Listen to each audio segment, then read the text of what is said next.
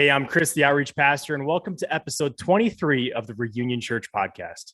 This is Sunday Recaps, where we discuss a couple key points from the previous service and help you navigate the spiritual formation process. And before you even say anything, Andrew, that was word for word what I said last time, and the week before, and the week before. So none of this throwing me off in the beginning. You just lied right off the bat because you just introduced yourself as Outreach Pastor, which has definitely changed. Okay, that changed, and you told me to. I don't see any I'm evidence. still right. That. No. I'm right. Anyway. That never happened. This week, we have a couple guests. A little different than just Andrew and I yelling at each other about theology stuff. But so we're going to welcome to the podcast. Bella. Actors I don't know. I'm trying to do a nice introduction, Andrew. Jeez. Oh, right. For our long lost friend and their husband. Introduce BBC, who I've known for years. Yes, that's right. BBC and Bella. Exactly. No, really, it's Bella and David. Hi. And actually, what's the new last name, by the way? I guess we haven't. Are you taking on his last name? Is this like a controversial issue? My new last name will be Huang. You can say it. Huang. Do you want me to try? Huang?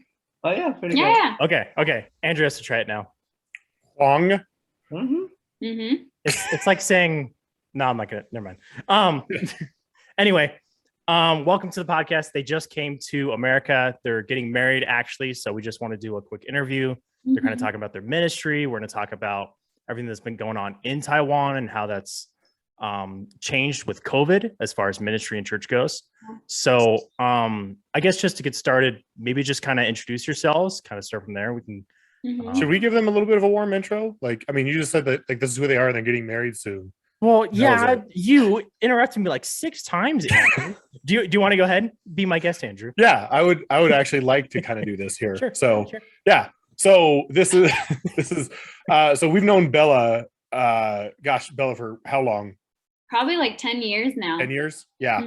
A decade. We've known Bella for a decade now. Wow. I sound old. Yeah. So way back when, and so Bella was in our discipleship group out in Aurora, in what we called LIT, which did not mean the same thing that it means today. No. So kids don't even know what that means anymore. Now it doesn't mean even the drug reference anymore. So yeah, I think we're safe to go back to it. So, so Bella was part of that, and then Bella betrayed us and then left the country to go be a missionary. And then that's where she actually fell in love. And so they have an amazing love story to tell where she met David, also known as BBC. Yeah. So it's an amazing story. He has an amazing background behind that nickname too. So yeah, we have so much to talk about on this podcast. Yeah, so. It's so heartwarming, so great. So now that we've done the cold open, I guess now that we've done a cold open and warm open, thanks Andrew for that, whatever that was. Bella, David, you guys kind of want to just introduce yourselves and the exciting news that's happening, and all that stuff. So I'm Bella, and Andrew, introduced me that I met both of you guys back in Aurora at the youth group. And then about 3 years ago, so in 2018, I went to Taiwan to do a Bible school. And that's where we met, in the Bible school in Taiwan, because it's a bilingual school. So they do everything in both English and Chinese. And so I did it in English and he did it in Chinese. And we were partnered together for ministry, where we would go and teach English. Yep. That's where, that's where the love happens. That's where it happens. Happened later. It happened way later though, because he actually had a girlfriend at the time. Oh, geez. So we taught English together every week to kids at a church, and most of the kids came from broken families, and so the church kind of welcomed this like after school program. And so I think that's how we became really good friends. It's just every week we would prepare an English lesson and then we'd go teach together. And I would teach the English and then he would help translate, because the kids didn't actually speak a ton of English. And so I wouldn't have been able to do it alone. And yeah, after that Bible school, we kind of went back to our homes. He went back to another city in Taiwan, and I went back to America for a little bit. But we both kept coming back to YWAM Taiwan. And that's kind of how our friendship deepened. And eventually we started dating, and we hope to like continue to do missions in Asia together. And we get married this Saturday. Mhm. I really, really can't wait. And it seems too far away, but yeah, we're getting married this Saturday and then going back to Taiwan in January. Yeah, that's awesome. That's awesome. So really, it's been like, what, 4 years? Did I hear that right? Roughly 3 to 4 years in It'll be Taiwan. 4 years. It'll be 4 years next March. Okay. From the last, like the first time I went to Taiwan. However, I did spend some time back in America. So Okay. the first year and a half was a lot of back and forth between America and Taiwan. And it wasn't until August of 2019 that I got like a visa to allow me to stay in Taiwan. Okay. Okay. And David, you're from Taiwan itself, I'm right? from Taiwan, yes. Yeah. Mhm. Okay. And what's kind of like your story? Like, how did you get involved? How did you get to that spot and everything too? For me, after I finished my college, and then I want to have like a gap year. So I knew a friend. She used to be a YWAMer, so she just introduced about like YWAM program, like DTS, Discipleship Training School, and I just apply it, and yeah, and then after DTS, because my DTS in Australia, Perth. And after my DTS, I really want to study more. That's where, so that I just joined YWAM Taipei, the Bible study. Yeah, and I guess just to add to that, David, since we literally met you the other night, maybe kind of share like your testimony a little bit, like a quick snapshot of how you got saved, kind of like your background. Because like we grew up, we've known Bella forever, but like we met you yesterday. They know my testimony and all of it. Yeah. So it's like we know that, whatever. Yeah, so does our audience. They don't care. They're like, Yeah. They don't care about me. But like, we'll start with you, David. Like, what's kind of your story? How did you meet God, and then how did you get into missions in the first place? I think I was growing in a Christian family. My mom's like first generation, and after she married my dad, then my dad become a Christian, and so I was like just grow up with a Sunday school, but I think only until college, because I went to church like sometime go, sometime didn't. And also like high school in Taiwan is really intense. You just want to study. So high school, I just didn't go to the church anymore. And my family also have some issue with the church, so they didn't go to school anymore too.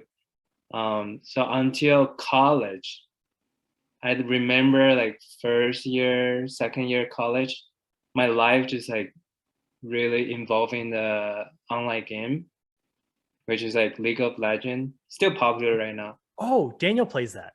Oh. Sorry. Yeah. He's literally playing that in the other room. That's the noise if you can hear it. Yeah, so I just like play day and night. So all the college, I just like drop out the class and I just play.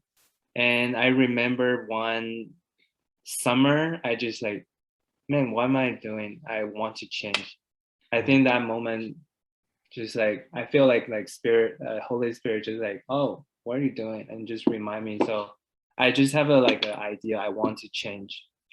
So I end up just, I think God just took me to a Bible camp. So from there, I started to go back to the church and serve at the youth group and worship team and whatever. And they just really changed my, after that, I just really want to be like strong Christian. I want to know him more. Yeah. And until after I graduated college, and then YWAM just also really changed my mind again. And I really want to just really want to like work for him, because like DTS, we have outreach in Africa, I mean, every outreach is different. So I went to Africa and I have like a really bad infection in my thigh. Oh. And in the condition of like clean condition or like living condition, it's just really bad. Like the water you drink is yellow. And so it's really hard to clean up and then really hard to get healed. So I literally can die there, but I remember just like God just took me back. And then, yeah, after that, I just feel like, oh, my life literally just like God brought me back. So I really want to live for him. Yeah. Yeah. So in overall, it's kind of like that. Yeah. Now you guys have, because obviously our word is like discipleship. Like that's what we focus on in our church. Our last podcast was all around discipleship and everything. Yeah. YWAM has this term that you guys use of discipleship training school. What is that? Like, how does YWAM define that? Like, what is that to you guys? Like, what exactly is that meaning around that term discipleship, and what did that actually equip you guys for? So the discipleship training school, some are amazing in YWAM and they're really great and they equip you well, and others you'll hear lots of bad things. And I think it's because YWAM is interdenominational, and as well as it's all over the world. So it's intercultural. So you get all sorts of different ideas. But the heart behind discipleship training school is 3 months of intensive discipleship. And so that looks like going through Bible study together. That also looks like going through kind of learning about God's heart as a father. And it also looks like going through a week of grace or a week of missions. And so you kind of go through different weeks to learn about God, his Bible, and kind of humanity. And just, it's kind of more intensive because it's 3 months of like every day living together. So you're in community, you're doing ministry together, and then you're also learning, like having Bible studies and classes and lectures about these things. Okay. And I think actually and then you go for 2 months on an outreach to another country. So my outreach was to China, and I spent 2 months in China, and then his outreach was in Mozambique and Zimbabwe. Oh, wow. And there you try and apply everything that you learned in the last 3 months. But then you try and apply it in another country, like on the mission field. Gotcha. So, I mean, that sounds like, I mean, they take, you get a lot of head knowledge, right? You're learning a lot of things, it sounds like. And then you're doing life with other people. And so you're getting some of the heart aspect of like, hey, we're doing, you know, some of the obedience aspects, the heart motives, why we kind of do things. And then there's components where it's like, go and be the church with the hands, right? As well. Yeah. So, okay. And you said it's for 1 year usually? Is that the discipleship training school is usually 6 months, anywhere from 5 to 6 months. Yeah. And then YWAM offers other schools that have different focuses. And so the school we did, the Bible school in Taiwan, was 9 months. And that focus is more on just the Bible. And so for the whole 9 months, you study the Bible inductively. And so you read each book of the Bible about 5 times as you study through it. And then also you're living in community. So the things you're learning, you have to like kind of work it out as you live with other people from all over the world. okay? And then you do That's ministry together. So each week, while you're studying the Bible, you also will do ministry. And so our ministry was teaching English to those kids at that church. Other people will do ministry. They did it at like a convalescent home. They would do things with like the elderly people. Another ministry we have is at a coffee shop where people will come for like English exchange, kind of like reunion coffee shop, but ours is much smaller, not as big and fancy. Probably a lot of tea, I'd imagine, not so much coffee. Yeah, tea and hot chocolate. Oh, hot chocolate. Okay. Hot chocolate.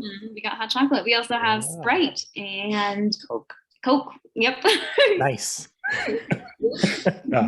Okay. So that probably, because a lot of times missionaries, what they struggle with, and Bible college students, anyone that learns the Bible, the big struggle is contextualization. How do I take what I've learned and, number one, take it out of my own Western eyes, everything, because like whenever we read the Bible, we're reading stories with our Western eyes, right? I mean, when Americans read the story of Jonah, and if they're millennials or older, they're usually picturing the Pinocchio story. Like when they picture Jonah and the whale, they're picturing Pinocchio and those type of things. Anyone a little bit midway millennial younger, they're thinking about like VeggieTales, but that's a Western mindset because that's what they've grown up with, and they're like they're reading that story in their context. Yeah. And so how do you take that story and put it inside of the Taiwanese context, or any Asian context, or in Africa, the context there? How do you help them understand cultures where they don't have some of these things that we might be familiar with? They don't have some of the weathers. They don't have some of the cultures that we, and even us trying to read in the 21st century things that were going on back in the early centuries, stuff that we don't, like shepherds or vines and things like that we don't deal with anymore. So because you guys actually had on hands experience in the culture of like, hey, here's your ministry, go and talk to the people, you had to learn integrating with the culture. What were some of those things for you, Bella, of like, this is very different from the Western world, that you had to kind of like contextualize scripturally, of like, this is how I read it from the West? I think actually one thing I loved about studying the Bible in another country with people from all over the world is I see that my idea of the Bible and Christianity is very like narrow. Yeah. In the sense that like what I learned and what I grew up hearing isn't the only way. Because in our Bible school, we had people from Malaysia, from Taiwan, from the Netherlands, from Canada, the United States, Thailand, all together studying the Bible. Yeah.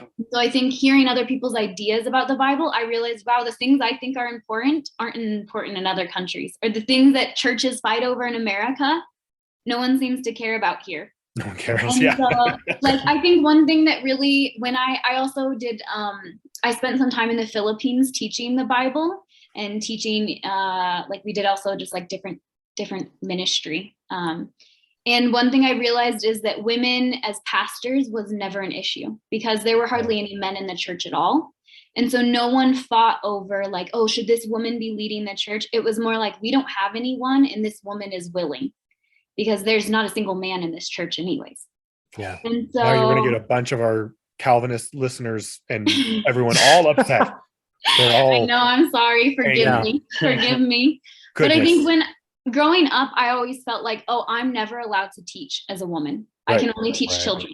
Especially I think the church background really strongly put that in me, that as a woman, I am not allowed to teach unless it's children. Yeah. But then when I went to Taiwan, it seemed like it did, like the churches let women teach. And even the church we go to now, the pastor's wife, she teaches occasionally. And it didn't seem like this big issue that America made it to be. And then as I studied the Bible, I also saw, wow, there's so many different interpretations. And there's so many godly people who are smart and they love the Lord, and maybe they disagree. And so I think it really kind of opened my mind to like, it's okay to disagree. And there's godly people who have different beliefs, but they still love Jesus and they're making disciples. Yeah. And actually, same question for you, David, as far as like, you grew up Christian, you kind of walked away for a minute, and then you came back to the school, you're going to school with Bella, and then you're meeting all of these different believers all around the world, all around the globe. What was kind of your experience of like, in a way, you're kind of having to deconstruct your own view of the world of how, well, this is how we do Christianity in Taiwan, but there's people from all over the globe here living the Christian life differently. Like, how did that kind of impact you?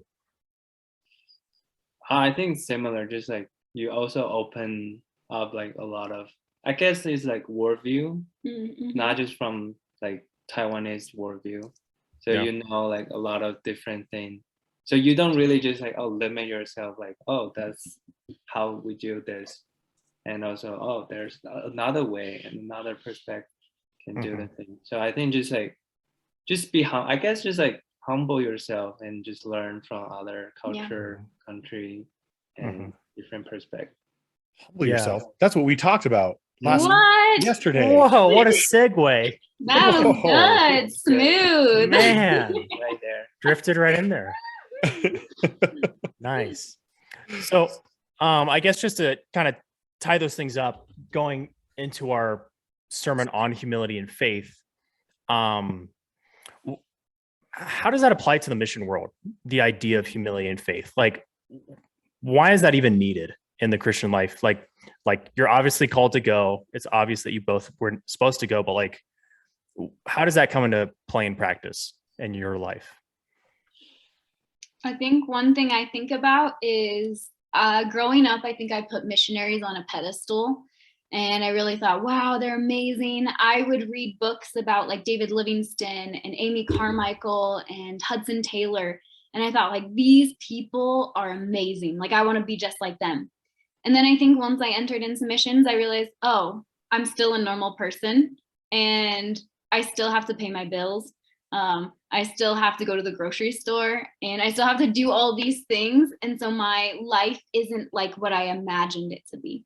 And I think that was actually really humbling because it's like, oh, actually my job as a missionary is just as important as the person that I go to church with and they work like in the marketplace or they're a businessman, a businesswoman. And so I think it was really humbling that like, oh, missionary isn't this like high position that I thought it was.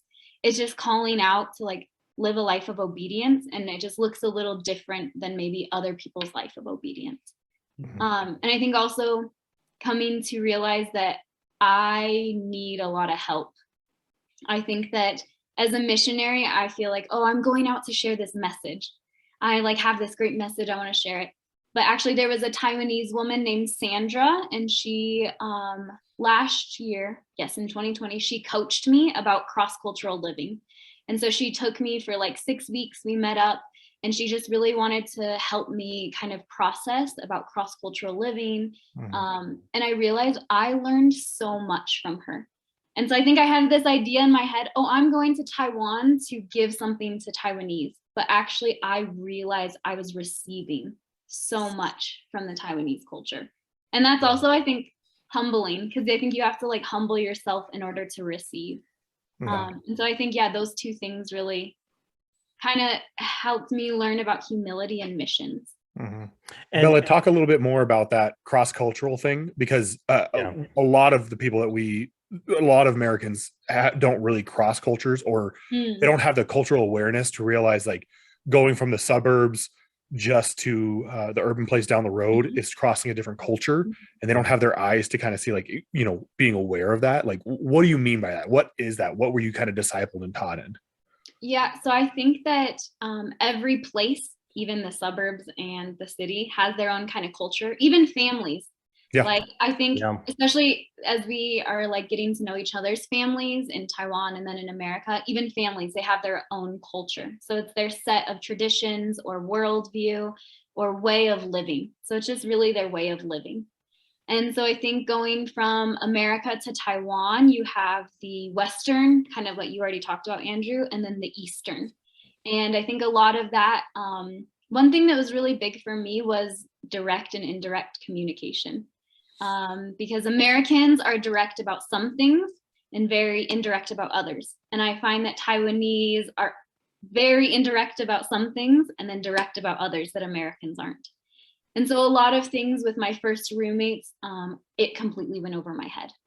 And I made actually a lot of mistakes, and I even hurt them at times, I think, because I didn't understand the indirect way that they were communicating with me. And so it just completely like went over my head. What are some examples? One example is about a couch. Okay. So when we moved into our apartment, the landlord had this couch, and I thought it was the ugliest couch like ever. It was leather and the metal feet were starting to rust. And so like every day I was like sweeping up the rust on the bottom of the couch. And I just like hated this couch so much. And I'm trying to be kind of indirect, like trying to adapt, because I realized I'm actually more indirect than I thought. I was like, oh, I kept talking about like, oh, what if I bought a couch cover? Or like, oh, what do you guys think if we got a new couch? Or like, oh, what do you think about our couch? And they kind of were just like, like, okay. And I was like, okay. And I think their way is they didn't communicate that they liked the couch to me. And I was trying to communicate that I didn't like the couch. And then we had a friend who was getting rid of her couch. And so I asked them, hey, our friend is getting rid of a couch. If I find people to help us move, can we give this couch? And they said, oh, it'll be too troublesome. to ask another person to help move the couch because we lived on the fifth floor. And I was like, oh no, I know someone who would help me. Like I know some guys that would help me. And they're like, oh, but the landlord, he doesn't want to get rid of it. And I was like, oh, well, what if I talk to the landlord? And so I think that was their way of trying to say, no, we don't want to get rid of the couch. But I took it as, oh, there's these problems. I can find a solution. And then I ended up getting rid of our old couch and getting that free one, and they hated it. And they didn't tell me until almost we were all moving out into different apartments. Wow. And they hated it so much they didn't want to be in the common area anymore. They only hung out like in their bedroom or at the kitchen The table. shade, my gosh. And I think it was because I just completely missed the indirect part about not liking the couch. And I think I felt really bad because I felt like, oh, I was being very individualistic actually. And in America, how things look in a house are very important. Americans love decorations and they love their houses looking nice, but Taiwan is more about being practical. And our old couch was actually more practical than the new one we got. But the new one looked nicer. And so I realized that I was coming from my worldview about how a house should look and what it means to have a house. And they were coming from theirs. And so that's a very small thing, a couch, and how a couch looks, but it actually became a big thing where I realized that I was really acting out of my worldview and my background and my upbringing about what it means to have a house. Yeah, absolutely. And what's interesting too, kind of pointing out that dichotomy of, I think you said like functional versus aesthetics, or was that kind of the comparison? With the COVID-19 pandemic, I imagine that as both an American and someone who's lived globally for years now, there's kind of a different response to that in general. Like, I mean, Andrew and I could talk for days about the church's response in general, the pros and the cons of all that in America. But like, for, David, maybe start with you and then Bella, like what was kind of your take on COVID-19 when it started? Like, how did you guys handle that? And then how do you think Christians should respond from a global perspective? Christians all over the world, how should they respond? I think what will be more interesting is actually like, David, if you like coming from where you are at, like what were the Christians' response versus coming to America? Yeah. What was the response like, and what you're kind of observing, like, and what you've been kind of seeing? Again, that crossing cultural, like from your perspective, from reverse, what are you kind of observing? I think Taiwanese are just really rule follower. So I never hear about like people don't want the vaccine. Actually, fun thing, I think yesterday I just looked the news. There is a guy just get this A vaccine. He just lied about like he didn't have a vaccine at all. And one time, like 8 times. Yeah, 8 times. So Taiwanese love vaccine. And people just like want to get as much as you can or as soon as you can. And we just follow the rule, like wear the mask all the time. Yeah. Even outside on really hot, humid days. Yeah, you have to. I mean, the government like require you, and no one like complaining because we all like. I guess it's like not like self-centered. We more care about like everyone. So wearing the mask actually is not just helping you; it's helping others.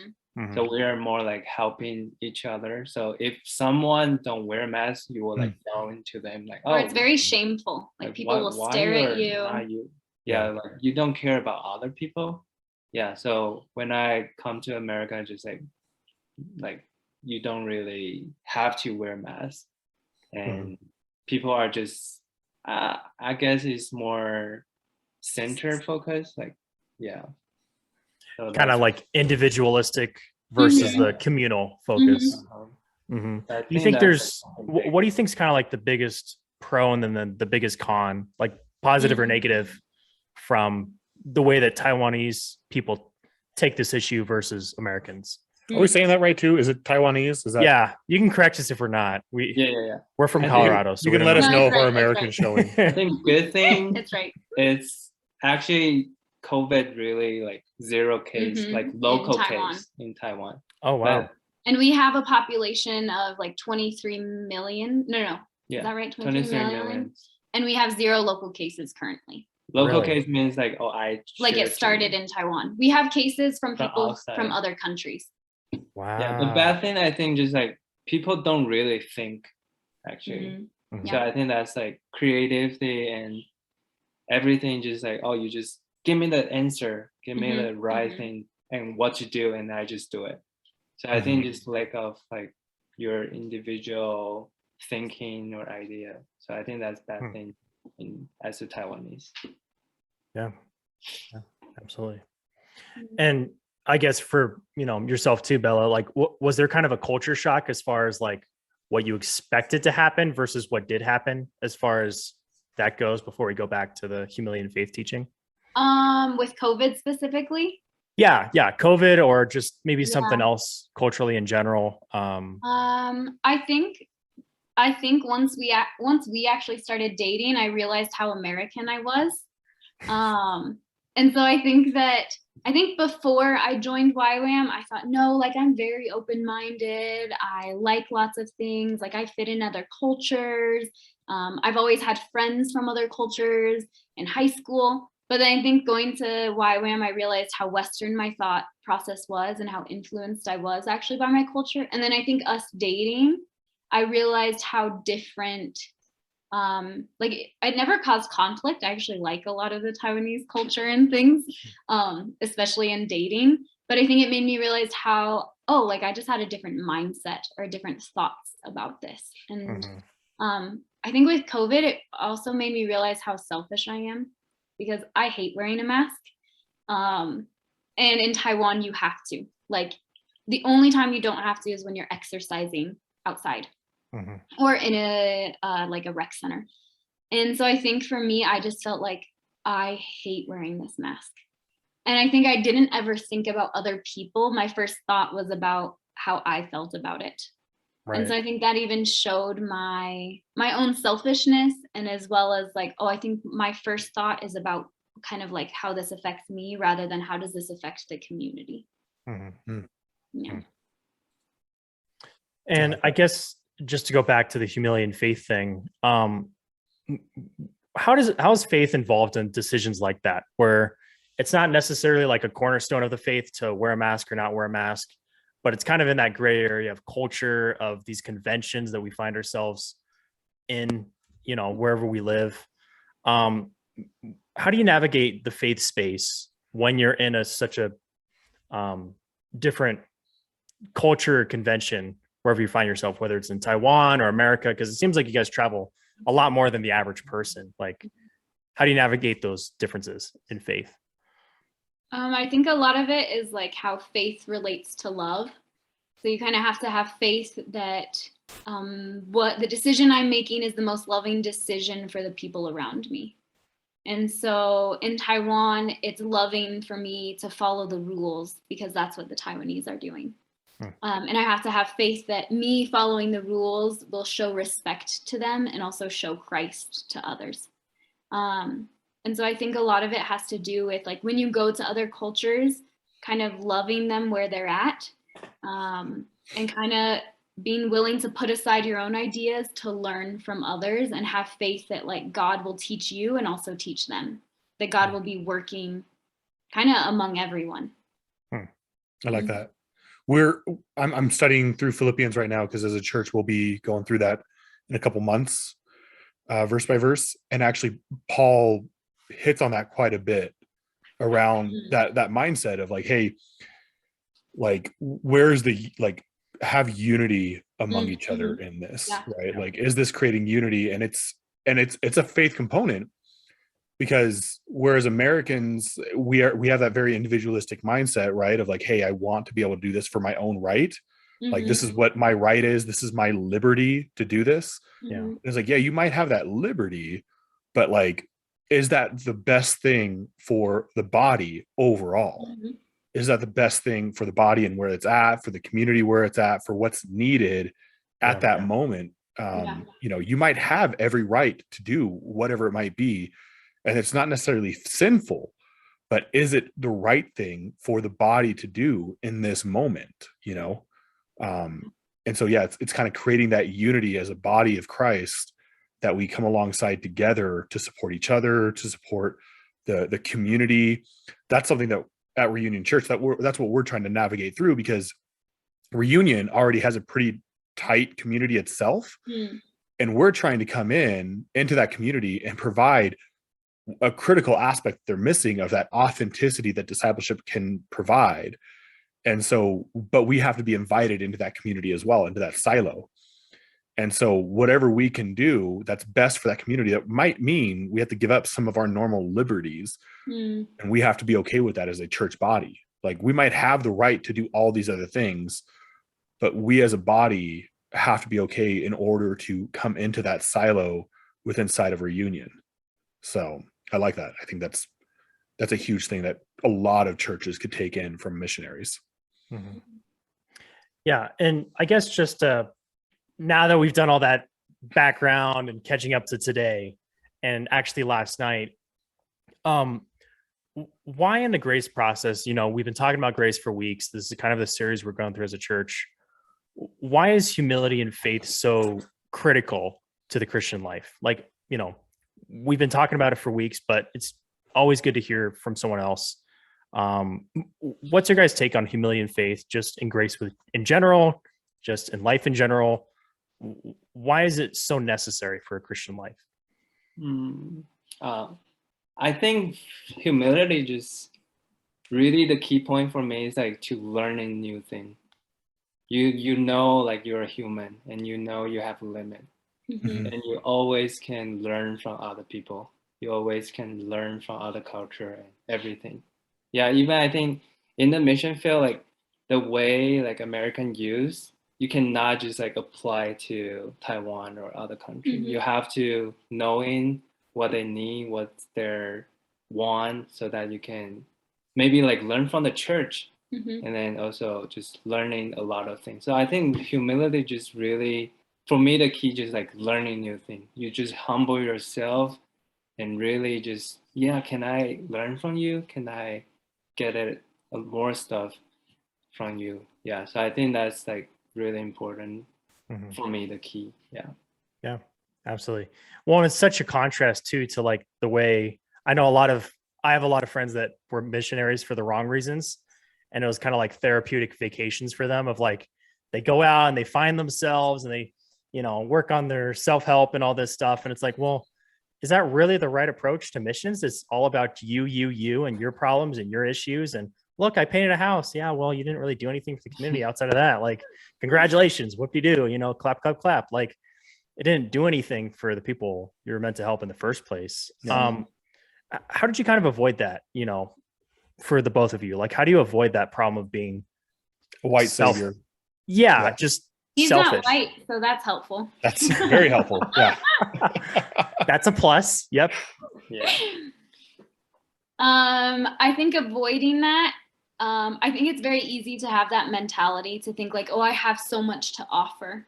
I think avoiding that is having Taiwanese friends. So not like, oh, I'm hanging out with this person because I want to share the gospel with them, but actually having friends. Like, oh, I want to be friends with this person. I actually like them. I care about them. I want to get to know them. And so I think when you do discipleship in a way, or missions in a way where you're not just looking at people as projects, but you're looking at people as actual people that you love, that you can rely on, that you can laugh with, I think is one way to kind of avoid that like superior mentality. Because when you're friends with someone and you love them for who they are as a human, it kind of puts you guys on the same level as like, hey, we both need Jesus. And I'm just going to kind of point you to him, but I'm also your friend. And I think I think you mentioned grace as well. And I feel like in order to be a gracious person, you're often a humble person, because I don't know. I feel like I never hear the words like, oh, that person is so gracious. And then, oh, they're also so prideful. Like, I feel like grace and humility really go hand in hand. Like, look at Jesus. You're going through Philippians, and it says in chapter 2, I think David talked about it last night, that Jesus like was humble, even to the point of being obedient to death, and death on a cross. And like Jesus was the most humble man, and then he also was the most gracious. And he was someone who just poured out grace in his humility. Yeah. And I think, I don't know where I'm going with all that, but. Well, the scripture says like he gives grace to the humble, Mhm, right? mhm, So you won't receive it if you're not humble, you know? mhm. So it's like, it's a huge component. Like the way you want to receive more grace, you have to be humble and you have to have faith. Yeah. And that faith component is, you know, people often will look at missionaries as like the people who take, oh, that's the step of faith, you know, go and move to a totally different culture and, you know, step out, or, you know, marry an American girl, you know. That's, yeah. That's 2 points for David now. Ah, You 2 know. points. So like, you know, that's the huge steps of faith that, you know, people think about, but faith is an everyday component that we have to figure out. And it's not always those big components itself, because humility and faith are what encompass grace itself. And so how does that work out into you guys daily? Like, what is faith daily for you? I guess if I can be really kind of like vulnerable, this last year was really hard for me. It's Dating? hard for everyone. I don't think, but yeah, it's kind of been hard for everyone. But I think I realized that I was struggling. I feel like since I moved to Taiwan, actually, there were seasons where I felt like I struggled with a lot of like depression, and feeling unwanted. And I would go through these like really highs of feeling great, and then really low lows that I had never experienced before. Yeah. And when I came back to America, we got COVID, and I felt so low emotionally. I felt like all the lows that I had felt in Taiwan over the last 2 years were like hitting me when I was sick. And I like cried every day, and I was so emotional. And I think for me, it looked like, man, this is hard. I'd feel like I'm not strong enough to go back to Taiwan. I feel scared that I'm going to mess up my marriage. I feel like all these things. But I think it was having faith to like let go of some of those things. And I even like, we try and pray together every night. And I would sometimes pray like, well, I haven't done it a lot, but the past few days I was trying to pray like, God, I let go of my sadness, even though I want to hold on to it. I let go of the jealousy I have of my family members who are here in America with the lives that sometimes I feel like I want. I let go of the fear I have of the future.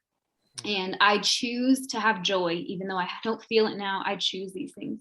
So I think for me, faith really is key in overcoming some of these more like, I guess, emotional things that I feel like I've felt over the last 2 years. And it really looks like making that choice to like say to God, like, hey, I have faith that you're going to answer my prayers and that you will help deliver me from these things that I'm feeling. And I have faith that my feelings actually aren't always the truth, but you, Jesus, are the truth. Yeah. So that's kind of for me day to day. I know that doesn't have to do with missions, and that's more personal. No, but that's not the people every day for us, the ordinary people, all of us. That is what we struggle with day to day. I want to hold on to my emotions. I want to be angry. I want to be with this. It's what I want. And faith is letting go of what I want and trusting that God will provide something better, right? Even though this is what I want, this is what I'm comfortable with, this is what, if I act this way or if I do this, I know what I will get. I know I will get responses. I know if I post this, people will give me pity. I know that if, you know, I have a bad attitude, my wife will then go and get me pizza. I know that whatever it might be, like, I know the responses I will get, right? Weird flex, but okay, continue. It's, you know, it's like, those are the type of things like that we know we can get daily. And those are all acts of the flesh, acts of works.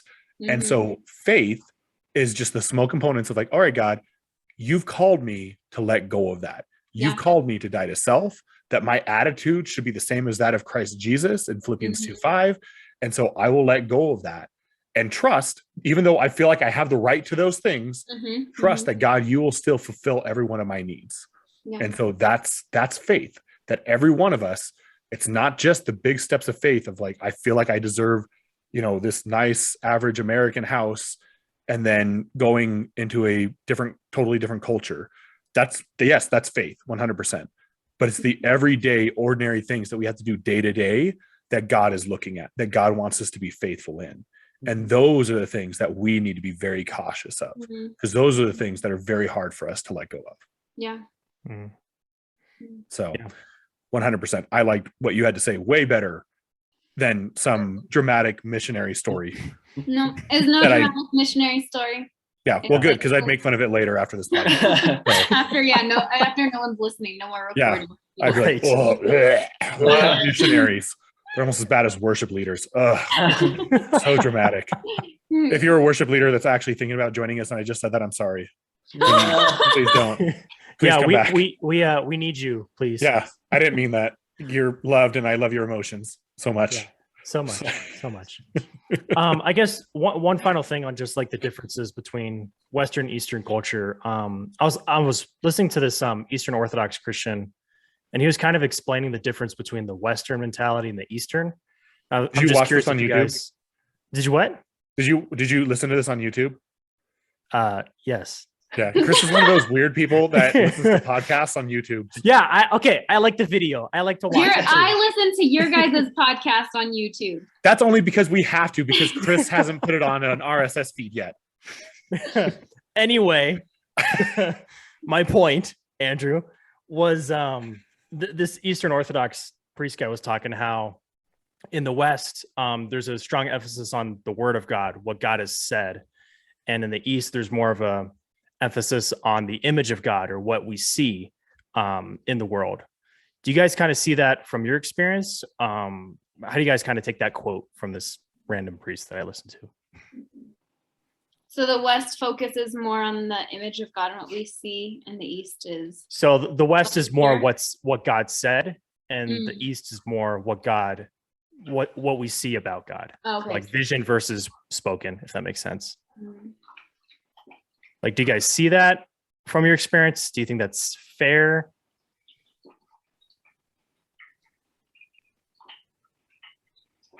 I'm trying to think about it.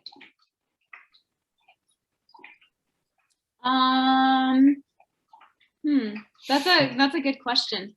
I'm trying to think of like my church in Taiwan, the Taiwanese church I go to, and how do they perceive, like, what's that emphasis? Yeah. I think because from an Eastern Orthodox mindset, like a lot of their stuff is very visual. Like they Right. know visually who the ancient desert fathers are. They know them by name. They have their pictures. They have a lot of the images down. So they'll have a lot of that imagery specifically down, along with a lot of the stories and the art. The art is a huge component for Eastern Orthodox, true Eastern Orthodox itself. The patriarchs, they'll have a lot of that, and the disciples, first disciples, they'll have all of their stuff. They'll know everything by them as well. So a lot of their history, their ancient history is tied deeply into the art, the images, and those kind of components itself. And so, but I don't know enough about, the rest of the Eastern cultures, to kind of see if that's, because you guys have said that like a lot of the Taiwanese Christian culture has been impacted by the Protestant movements and stuff. So I'd imagine that's probably a little more Western impacted. I think I only know of like 1 or 2 Eastern Orthodox churches in Taiwan. So that's not necessarily a really big church in Taiwan. And I think it's Russian. I think it's a Russian. It would be, yeah. Orthodox church in Taiwan.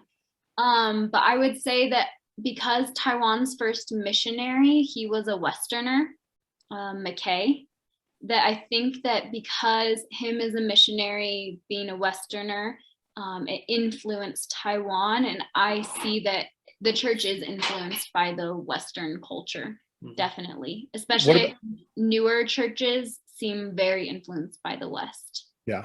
What about Taiwanese, like, original culture, not within inside of church world itself, but their own religion and philosophy itself? Would it be more visual? Would it be more something along those lines itself? Or is it still more heady, I guess, if you will? I I think definitely like visual. Mhm. Like the Buddha, you have to something Yeah. like a ooze stuff. Yeah. Craft, so that you can worship them. So I think like in Taiwanese, I guess like Asian religion, we all really want something you can see, Mhm. and even like power. Mhm. Like you want to see like a miracle. Mhm. Like you want to see, oh, this God have more power. Oh, can heal my son. Mhm. This one not work. So I just believe this one. So you kind of really want to see something happen. And so I think it's really visual for sure. Okay. Even like the temples, they're really huge and they're beautiful. Like Yeah. there's so much color and decorations and they're like really beautiful. And then you kind of look at churches in Taiwan and they're just like normal black. buildings. Yeah, there's normal buildings. And so You I think think that's something yeah. the church is kind of missing from cross, like when you're talking about cross culturally, that they're missing? Maybe we've talked about it before. Like, Yeah. would more Taiwanese be like attracted to church if the churches kind of visually looked more like a temple? If it matched more of the culture and how they Yeah. see the world. When you mentioned some of the churches that are up and coming that are a little bit more, like the church that's meeting in a nightclub and some of those things that are trying to do things that are a little more, you said like they're almost a little more Western, and the Western world itself is going a little more Eastern in just their overall philosophy itself. Like we're seeing that just a draw towards mysticism, a draw towards a lot of that. And so I'm wondering if like that's, if that's what people are going to start seeing, is if like missionaries will start moving more towards that direction itself. So I think when I talk to missionaries, especially missionaries who are like in the frontiers, like they want to go to where Christ has never been preached before, the focus is like contextualization. So a lot of like, there's a missionary we know, he's from India, but he's a missionary in Taiwan. I've heard him talk a lot about like contextualizing the gospel to fit cultures. Yeah. And so that is, I think, kind of a big thing. And I hope missionaries can learn from it. Sometimes you can take it too far, like, and it can become. They have like degree. Yeah. Degree. Yeah. But I think There's it's kind of definitely a balance. tricky line. And so I think for each culture, you kind of have to play it out. Because even the gospel in America, I would say, is contextualized. Oh yeah. Oh yeah. And so even America, we have a gospel, a Bible. It's the same Bible that, the rest of the Christians read, but how we view it is contextualized for our culture. Yeah. And so I think that's kind of everywhere. Yeah. Yeah. I mean, Mary and Joseph just going by themselves to go and deliver a baby is very much a Western American gospel, Right? Because no other culture would picture two virgins being able to deliver a baby by themselves in the ancient world. Like that just never would have happened. On a road trip. Yeah. Road trip. Yeah. So I think but I think contextualizing the gospel, I mean, culture has changed drastically because of COVID. And I think just all Americans themselves need to evaluate contextualizing, okay, how are things changing now? Me and Chris are talking about this just for us as a church, because reading is going away. It is all visual. And so us doing more media content, more things that are very visual driven, that are very short driven, because that's how we're going into a storytelling mode culture back. We're like, hey, like we want to hear stories. Like that's what people are doing. And so we're trying to evaluate like, okay, how do we get the gospel to very short, quick snippets, essentially? And that's just something that we're trying to do. And then like, there's people who are already doing that way better. They have already figured out how to do it, and I think they're being very successful at it.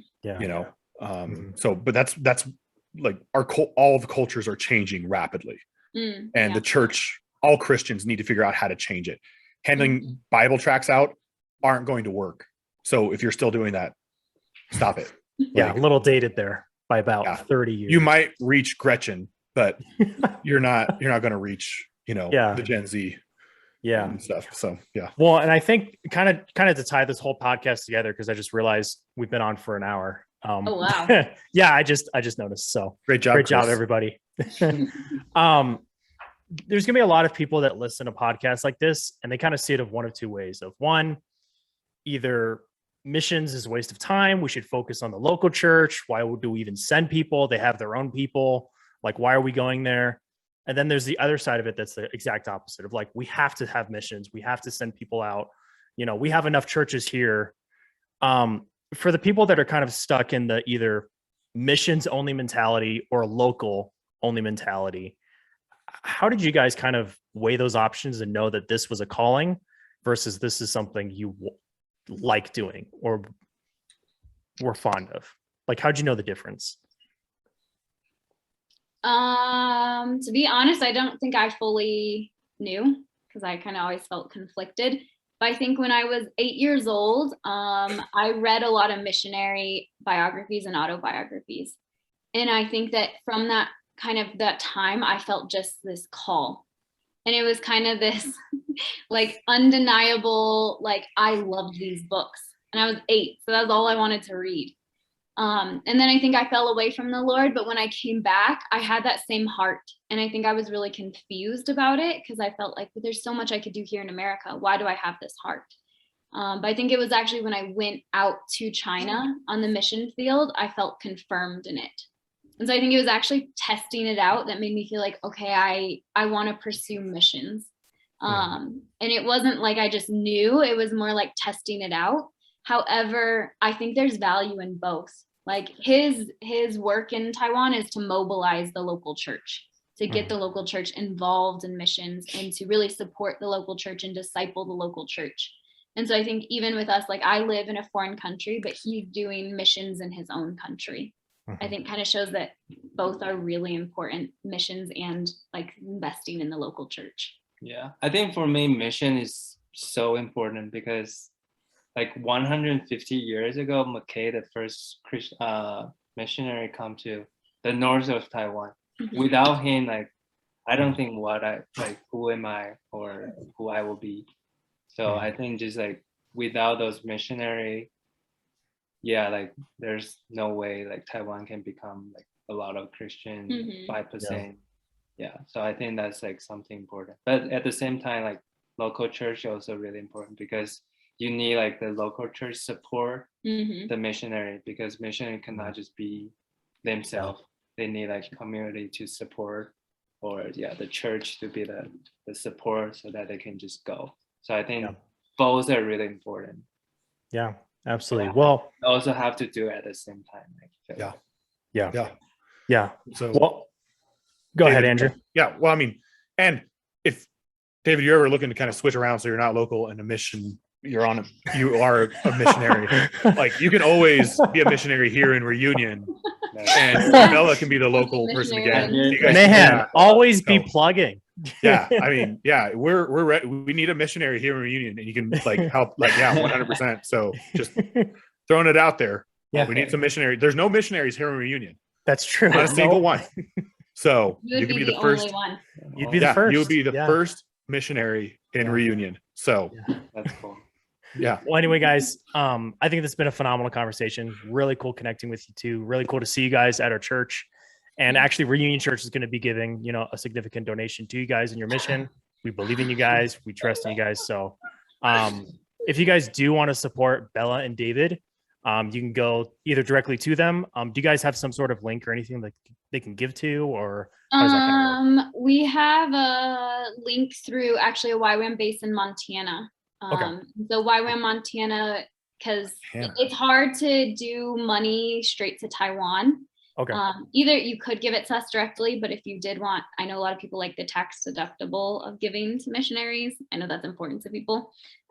You can do it through YWAM Montana, and we do have a link. Yeah. And if you guys see them while they're here in Colorado, I guess just an envelope and cash, classic way to go. Just under the table. Source. Yeah. Just under the table. If it's a red envelope, that's very traditional Taiwanese way. There you go. Oh, you would be being Taiwanese. Yeah. So either that, you can find it on YWAM. Shut up, dog.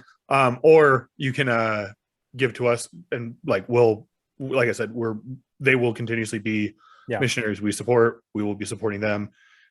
Especially when David decides to come out here and be a missionary out here with us. Just you, not me. In Taiwan.